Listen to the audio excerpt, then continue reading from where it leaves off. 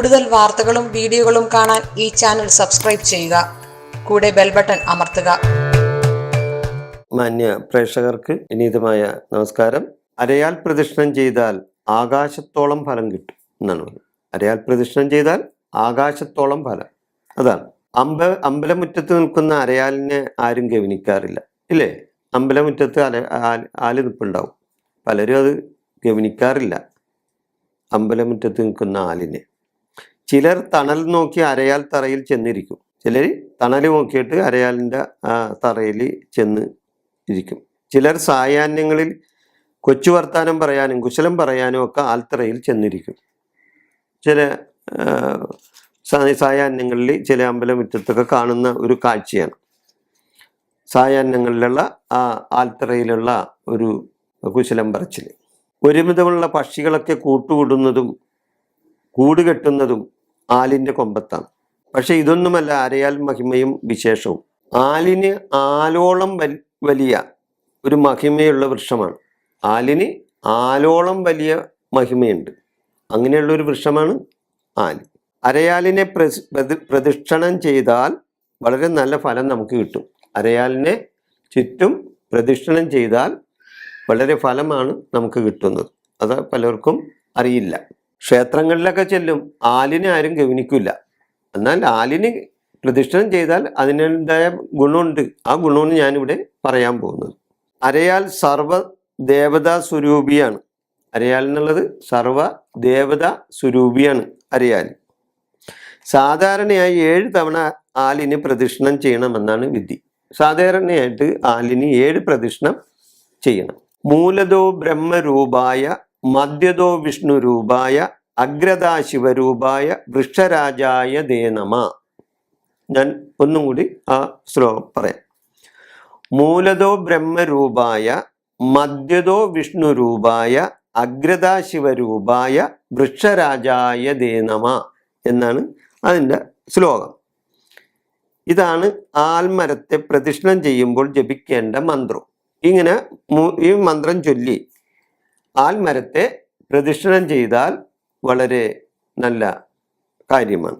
മൂലത്തിൽ ബ്രഹ്മാവും മധ്യത്തിൽ വിഷ്ണു ഭഗവാനും അഗ്രത്തിൽ ശിവഭഗവാനും കുടികൊള്ളുന്നു എന്നാണ് സങ്കല്പം.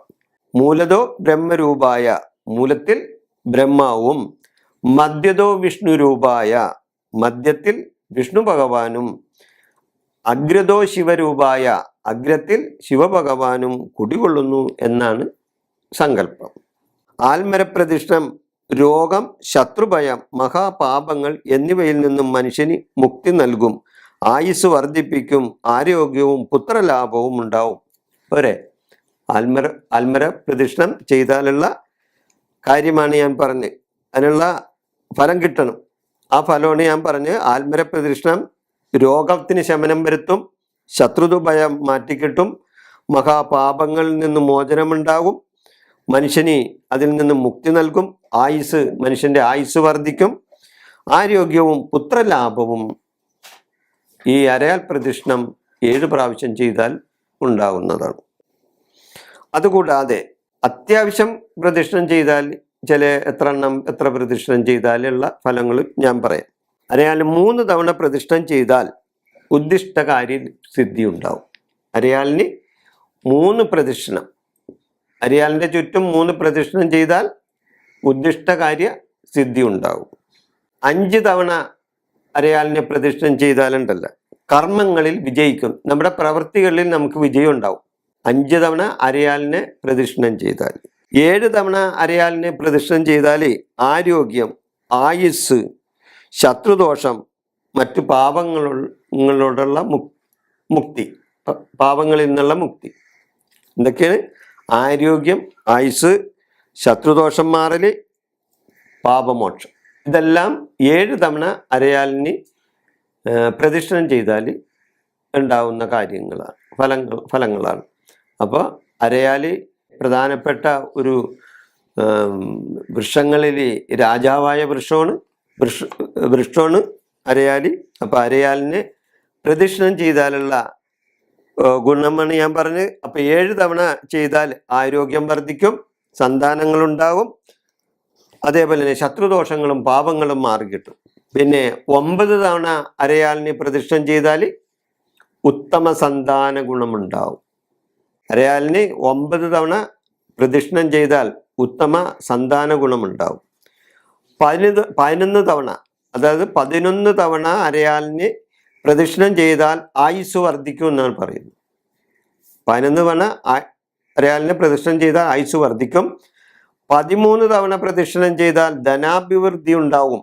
അവിടെ കടത്തിൽ നിന്നൊക്കെ മോചനം ഉണ്ടാവും. 11 തവണ അരയാലിനെ പ്രദക്ഷിണം ചെയ്താൽ ധനാഭിവൃദ്ധി ഉണ്ടാവും. 15 തവണ അരയാലിനെ പ്രദക്ഷിണം ചെയ്താൽ സുഖഭോഗങ്ങൾ വർദ്ധിക്കും.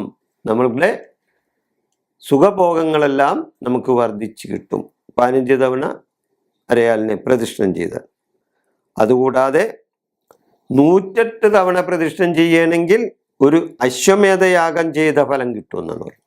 108 തവണ അരയാലിനെ പ്രദക്ഷിണം ചെയ്താൽ ഒരു അശ്വമേധയാഗം നടത്തിയ ഫലം ഉണ്ടാവും എന്നാണ് പറയുന്നത്. അപ്പം അരയാൽ മോശമല്ല, നല്ല വൃക്ഷമാണ്. ആ വൃക്ഷത്തിനെ നമ്മൾ പ്രദക്ഷിണം ചെയ്യണം. അതേപോലെ കർത്തവാവിന് അരയാൽ പ്രദക്ഷിണം ചെയ്താൽ സകല ദേവതകളുടെ അനുകൂലം ഉണ്ടാവും. അരയാലിനെ കർത്തവാവിന്, അതായത് അമാവാസിക്ക് പ്രദക്ഷിണം ചെയ്താൽ സകല ദേവതകളുടെയും അനുകൂലമുണ്ടാവും. അതുകൂടാതെ ചില ആഴ്ചകളിൽ, ഓരോ ആഴ്ചകളിലും അരയാലിനെ പ്രദക്ഷിണം ചെയ്താലുള്ള കാര്യങ്ങളും കൂടി പറഞ്ഞ് ഞാനിവിടെ ഇത് അവസാനിപ്പിക്കാം.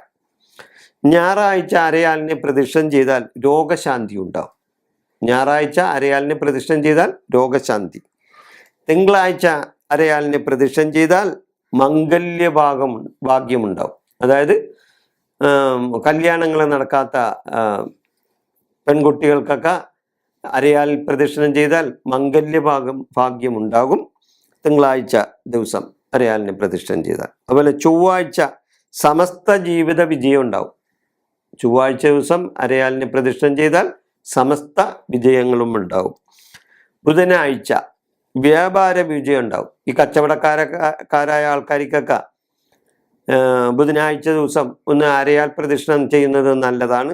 വ്യാപാര വിജയം ഉണ്ടാകാൻ നല്ല കാര്യമാണ്. അതേപോലെ വ്യാഴാഴ്ച വിജയം ഉണ്ടാവും. ഈ വിദ്യാർത്ഥികളായവരൊക്കെ സ്കൂളിൽ പോകുന്ന കൊച്ചു കുട്ടികൾക്കും ഇവരൊക്കെ വ്യാഴാഴ്ച ദിവസം അരയാലിനെ പ്രദക്ഷിണം ചെയ്താൽ വിദ്യാവിജയം കൈവരും. അതുപോലെ വെള്ളിയാഴ്ച വീട്ടമ്മമാർക്കും മറ്റ് ആണുങ്ങൾക്കും പുരുഷന്മാർക്കും സ്ത്രീകൾക്കൊക്കെ വെള്ളിയാഴ്ച അരയാലിനെ പ്രദക്ഷിണം ചെയ്താൽ സർവ്വ ഐശ്വര്യങ്ങളും ഉണ്ടാവും എന്നാണ് പറയുന്നത്. സർവ്വ ഐശ്വര്യങ്ങൾ ഉണ്ടാവും വെള്ളിയാഴ്ച അരയാലിനെ പ്രദക്ഷിണം ചെയ്താൽ. പിന്നെ ശനിയാഴ്ച അരയാലിനെ പ്രദക്ഷിണം ചെയ്താൽ ദുഃഖശമനം ഉണ്ടാവുന്നു. നമ്മുടെ ദുഃഖങ്ങൾക്ക് ശമനം കിട്ടും. അപ്പൊ അരയാൽ പ്രദക്ഷിണം വലിയ മഹാത്മ്യമുള്ളതാണ്. അരയാലിനോളം അതിന് മഹിമയുണ്ട്. അപ്പൊ അതുകൊണ്ട് അരയാൽ പ്രദക്ഷിണം ഒരു നല്ല വിഷയമാണ്. അപ്പൊ അരയാൽ പ്രദക്ഷിണം കൊണ്ട് നമുക്ക് മനുഷ്യന് നേട്ടങ്ങളുണ്ടാകും. അതറിഞ്ഞ് ഓരോ ഭക്തന്മാരും ചെയ്താൽ അതിൻ്റെതായ ഗുണം അവർക്കുണ്ടാവും. ഈ അരയാൽ പ്രദക്ഷിണം എന്ന ഈ ജ്യോതിഷ പരിപാടി ഞാനിവിടെ അവസാനിപ്പിക്കുന്നു. നിങ്ങൾക്കെൻ്റെ നമസ്കാരം.